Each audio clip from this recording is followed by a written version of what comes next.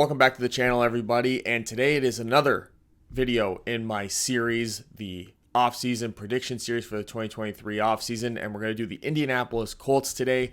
If you missed any of the other videos that I've done in this series, you can check them out. There's going to be a playlist ready for you guys with all the videos that I've done for them. I'm going to try to do all 32 teams before we get to the Super Bowl to have some sort of predictions going on. And of course, all my predictions are as of the time of recording. They're probably recorded a couple of days, maybe a day or two in advance.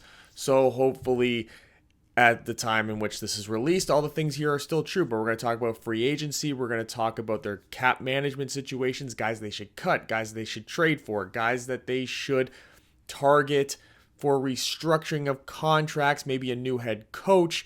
And it's not a mock draft, but we will talk about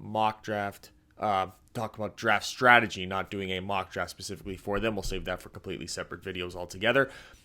But with that said, hit the thumbs up and the subscribe button so you don't miss any of these videos, and let's get to it right now.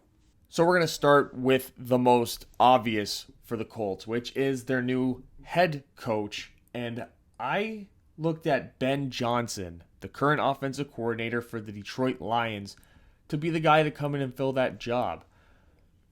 I could see Jim Irsay perhaps trying to go for a big home run hit with like a Jim Harbaugh or maybe a Sean Payton, but I do think that having to trade for Sean Payton is going to be a deterrent for a team like the Colts. It's really going to take a lot of those top 10, top 15 teams currently in the draft out of it, because the Saints are probably going to want a first-round pick for Sean Payton, and so they should. But I wouldn't be willing to give up a top 10 pick for a head coach. That's certainly not in the cards for me. I think a team like Tampa Bay would be probably more inclined to do that.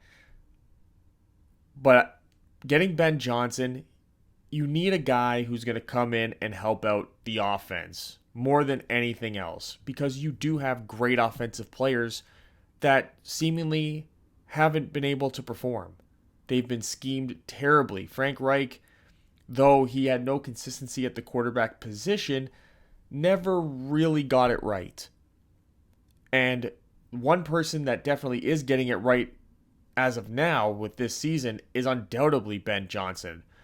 You know, he calls the plays for the Detroit Lions, and that offense with Jared Goff and frankly significantly less talent player for player, at least at the skill positions than the Colts have, they've produced a lot. Now, the offensive line in Detroit's very good, but to make some of those running backs like Jamal Williams an absolute juggernaut. They don't have any type of receivers, I don't think, on that team that are as good as Michael Pittman.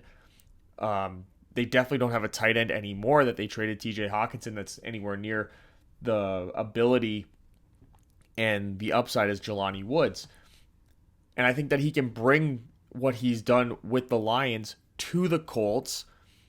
And if, just to give some context on the numbers, he'd be bringing over an offensive scheme in Detroit right now that is 4th in points, 6th in passing yards, 5th in passing touchdowns, 11th in rushing yards, 3rd in rushing touchdowns, 4th in overall touchdowns, the 4th best red zone percentage in the league, and has only allowed the 2nd least amount of sacks this season. This is unbelievable progress, especially for a team like Detroit that is like the ultimate poverty franchise. And this is something that does make Ben Johnson very appealing as a head football coach. And he's got a lot of things that he can to work with. He's got some good salary cap. He's got some good players on some cheap contracts right now where he can really build up this team. He's going to have a really good draft pick as well. So let's get into that area next. So as it currently stands, they're going to go into the offseason with $29.4 million. And this is where we're going to see our first sort of overlap in this series. For those of you that saw my Chicago Bears series, I did have the Bears throwing a contract out to Bobby Okereke to bring him back with Matt Eberflus over there on that Bears team. But I do think that the Colts should still make an effort to sign him. So in trying to stay consistent, I just have the Colts here matching the particular cap hit that I had the Bears throwing at Okereke. The Bears, of course, $120 million in cap space, so they can throw some pretty big contracts at people. But I think that Okereke could be very valuable still to this team and paying $10 million for him, I think on maybe like a short-term deal, maybe like a 3-year, $30 million contract, kind of like what the Giants did with Blake Martinez, where it gives you an out after the second year. I think that's something that the Colts would be interested in doing. And I had to quickly change that graphic up real quick for you guys because I forgot to change the name. I'm using sort of the same graphics to sort of change the names around, but it wasn't Edge Alex Singleton. It was Edge Tyquan Lewis. At least now you guys know what order I'm doing these videos in the order in which they're released. And though Tyquan Lewis has not had the greatest season, I think that this is a team that you need to continue to have some sort of depth in there. And I think as a replacement level guy, a $3 million cap hit when you have money to spend is a decent investment to make. And as long as you give yourself some sort of an out, the guaranteed money isn't that high, he could still be somebody that you could perhaps move on from if you can figure out a way to get maybe players that are a little bit better than him. But you generally like to carry maybe 4 or 5 edge rushers anyway. Especially on this type of a defense that the Colts run. Assuming they run something similar, you want to have some extra edge rushers. But if Ben Johnson would bring in somebody, say, from the Detroit Lions coaching staff to be the defensive coordinator, Tyquan Lewis could actually be a bit of the outside linebacker for you. And you sort of mix and match other guys that you have, like, say, Kwity Paye. You have DeForest Buckner, who would end up probably becoming like that Aaron Donald position as like a 3-4 defensive end, and sort of mix and match him around. But having Tyquan Lewis, different type of body type, different type of skill sets for a cheap price. And then to free up just some cap room, you're cutting Matt Ryan at $17 million. You could wait until after June 1st to cut him. You get some more cap savings from that with less of a cap hit. But I think that with a veteran like Matt Ryan, if you're planning on him not being on the roster, I think just out of respect, we'll see him get cut as soon as possible to give him an opportunity to sign somewhere else without him having to wait through and potentially wait through an entire wave of free agency and an entire NFL draft before a team goes and picks him up for what would be a much cheaper cap hit than what they're using him for. And I could see the same thing doing it with Nick Foles. Just cut those guys loose, give them a chance to go out and find a spot as a backup somewhere, like a veteran presence in a locker room. Or maybe Matt Ryan retires, but give them an opportunity. You don't hold them hostage until June and then throw them out there. That's kind of, especially for guys their age and at their position, teams usually like to have their quarterback position figured out as a starter and a backup well before June 1st. Unless you're a team that's like looking to trade away your quarterback because there's like contract issues, stuff like that. But out of respect, take the bigger dead money hit and let these guys have at least some more of an opportunity. You're still freeing up $19 million by cutting them. And with all that, you actually end up netting about $6 million in extra cap space with those moves, $35.6 million. And this brings us to what these team needs are. What are you going to be spending this money on? Or what do I at least recommend you spend this money on in free agency? And you have the wide receiver 3 position is certainly a need for them. Michael Pittman and Alec Pierce, I think, are a good 1-2 punch. Paris Campbell is going to be a free agent. Probably not going to bring him back. You could a little bit later if you sort of figure things out, but you want to try to upgrade that wide receiver 3 spot. Get maybe a traditional slot receiver in there. You might probably be looking to do that maybe in the draft with that second round pick. You also have the offensive line, which I think is something they can target also in the draft with that's second with those day 2 picks. They got linebacker and corner. I usually like to add defensive players through a veteran being brought in, especially at the cornerback positions when you're not picking like one of those top blue chip corners. If you want instant impact, I think the Colts are a team looking for instant impact. I didn't put quarterback there because I think it's pretty obvious that quarterback is their ultimate need, and they'll be using their first round pick on him. So this is more like maybe what they should look at in terms of free agency in those day two picks, day two, day three picks. But here are three free agents that I sort of picked out that I think would do quite well for them. The first one is Justin Jackson. Even though running back wasn't listed as a need for them, I think bringing in Jackson as a nice change of pace guy, this allows you to maybe perhaps move on from Zach Moss, if you so choose. And Justin Jackson is also a very high character player. He's currently on Detroit, so he can come in with some knowledge of the offense that Ben Johnson would be bringing over with him. And then I'm looking at those two veteran presents. And Landon Roberts, a $3 million cap hit, just a veteran linebacker to come into that group, especially if you can't retain Bobby Okereke. And then make a big splash. You've got money, you make a big splash. If you're not going to use it to trade for a quarterback like Derek Carr, which I've played around with in mock drafts that Colts fans seem to not like at all, then use it at the cornerback position. Get somebody solid opposite of Stephon Gilmore that can play on the outside, and that's Jamel Dean.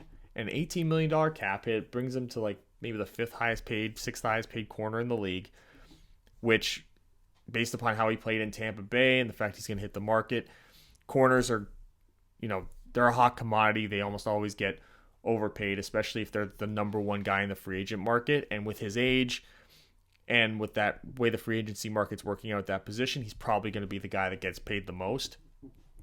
And you compare him with Stephon Gilmore. You still have Kenny Moore, who's been okay. But he's somebody that can just play solely in the nickel. And you got some decent players there at the safety position. But I really like Jamel Dean to come in, break the bank, and break it with a team where he's coming in and he doesn't even really have to be the number one corner on top of that, at least not for the first year or two, because Stephon Gilmore's still playing. He's playing at a decently high level, and he's got that alpha mentality. So you can actually put him in a position where he's going to have more opportunities to really succeed, because if you have Gilmore, targeting the team's number one, then you can get Jamel Dean on the number two, and you can actually start sending more blitzes because you have more trust having those guys out there on islands with one another, especially in the division, which currently there is no true alpha receivers in that division. That could obviously change. But 6 games out of the year, you're not playing top flight wide receivers. If you end up against a team like Cincinnati, you're going to be very prepared. If you end up a team with Buffalo, you're going to be very prepared. Miami, you'll be very prepared. You're going to have the personnel that when you start playing outside your division, you should get yourself into being a playoff team the way that it was expected this year, and you'll be able to compete with them on the back end. That the Colts just really aren't in a position to do so right now. They got some okay guys. Isaiah Rodgers gets a lot of playing time when he's not injured. But this really solidifies that whole secondary, and it'll make things better for that front four. Give them more time. Make the quarterback hold the ball a little bit longer. So give them an opportunity to cause some havoc, get some pressures, get some sacks. So if those are the signings that they go about doing, that'll leave them with $13.2 million in remaining cap space to carry over, to fill the rest of their roster out, to sign their draft picks with.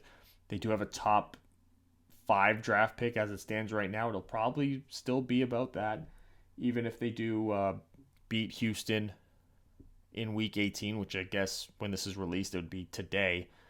The game might already be halfway over, might be over altogether by the time you see this. But that's it's still a good number to have. You're not leaving too much money on the table. You're making sure that you fill your needs. You're being aggressive. And that's the thing. There's the attitude of these passive teams when it comes to having cap space and lots of money. The Colts have sort of been that. Last year they really went out of their way and they got Gilmore, and I think that was really good of them. And then trading for Matt Ryan, getting aggressive in that sense, I think is something they should continue to do. And here we're going to talk about their draft strategy that I have for them. And the likelihood is it's going to be CJ Stroud or Will Levis. figure out which one of them you like the most, and get that guy. If the Bears somehow have the number one pick right now, which means that the Colts have lost to the Houston Texans and the Bears lost to the Vikings, that means the Bears now have the number one pick. You need to make it your business to go and get that number one pick so you can get Bryce Young. Head and shoulders the number one quarterback in the draft. Make it your business to go and get him. Be aggressive in that sense. If Houston still has the number one pick because you beat them, then you're pretty much in a position where now you have to decide between Stroud and Levis. And if you're sort of neutral on both of them, then you don't really have to move at all. You don't have to worry about, the only thing you have to worry about is Carolina maybe jumping in front of you with Arizona, and then them having their pick of the two, and then you being left with whoever's left over. So you may be in a position where you might have to trade up maybe with, say, Arizona a spot, or whoever is one pick ahead of you, just to guarantee that you get the one that you want. But we know that that first pick is going to be the franchise quarterback, and whoever Ben Johnson really feels is the best for him. I could see it being Will Levis, just based upon what the system Levis played in the NFL. But CJ Stroud, who's somebody who wants to be a pocket passer as well, I could see Ben Johnson really liking both of them for different reasons. Then you get into their day 2 picks, and this is where, if I'm them, I want to dip into that second tier of the offensive line group, which, the first tier I would say is Skoronski, Paris Johnson, Broderick Jones, Osiris Torrance is really that first group. Those are like the true first round top 20, top 22 offensive linemen in terms of where they would go in the draft in that top area. And then there's that second group, which is DeJuan Jones, Darnell Wright, Anton Harrison, Andrew Voorhees even, if you're going to talk about interior guys. And I think that that's what that pick needs to be if you're the Colts. Because you have to continue to improve that. The offensive line really kind of suffered. Bernard Ryman, you're hoping can turn into something, but you need to get more bodies out there. Quentin Nelson is still great, but didn't really play like one of the best guards in the NFL this year. Ryan Kelly, I think, is still great. Didn't really play like one of the best centers in the league this year. Pretty much everything about the Colts, it was a down year for everybody. And is that because of lack of stability? Is that because, they're just in too much of a transition period and they were 1 year too late on transitioning maybe their coaching staff and their scheme and their game planning? But that could be it as well. And we could see guys bounce back with a new head coach and a new voice in that locker room. That's actually qualified to be a head coach. Sorry, Jeff Saturday. I was on your side, buddy. I was on your side. But I still think it would be in their best interest to maybe go out and get another tackle or a guard. Because if you go and get a tackle, then maybe Bernard Raymond is your left or right tackle. And then Braden Smith kicks into guard. He was drafted as a guard. As when he came out of college, he ended up moving to right tackle out of necessity and has done a great work there for the most part. But you lost Mark Lewinsky, who hasn't really performed at a high level for the Giants, but he performed at a high level for you guys as like the 5th best offensive lineman that you had. If you can plug in somebody into that role like an Andrew Voorhees, or if you kick somebody inside and then you got Darnell Wright playing one of the tackle positions, or Anton Harrison, you could bring that offensive line back to where it was one of the better ones in the NFL. You could really, maybe you get DeJuan Jones because you want to have an improvement in the running game, because you go through that running game with Jonathan Taylor, take the pressure off of your rookie quarterback. That could be a very smart move. You just got to hope that DeJuan Jones makes it there. It might be better to get Anton Harrison, but you need to figure out a way to keep that offensive line performing at a high level, because you don't want to put a rookie quarterback behind an offensive line that can't protect him, because then you're walking into Andrew Luck territory again, and we all know how that ended for the Indianapolis Colts. And there it is, the Indianapolis Colts. I think I nailed it. I think that's a pretty good offseason for them. I hope that the fans of the team are satisfied with the strategies that I have for them. this coming off season. I hope you like the new coach I gave you. I personally like it. So make sure to hit the like, the thumbs up button, subscribe to the channel, and if you missed any of the other videos, that playlist is popped up on either side of my head right now. Don't know if it's the left or the right, but it's there. You'll see it, and then there's the subscribe button right there at my chin, and another video that you guys might like, that YouTube thinks you like that I made. So thanks for coming, and I'll see you guys with the next video.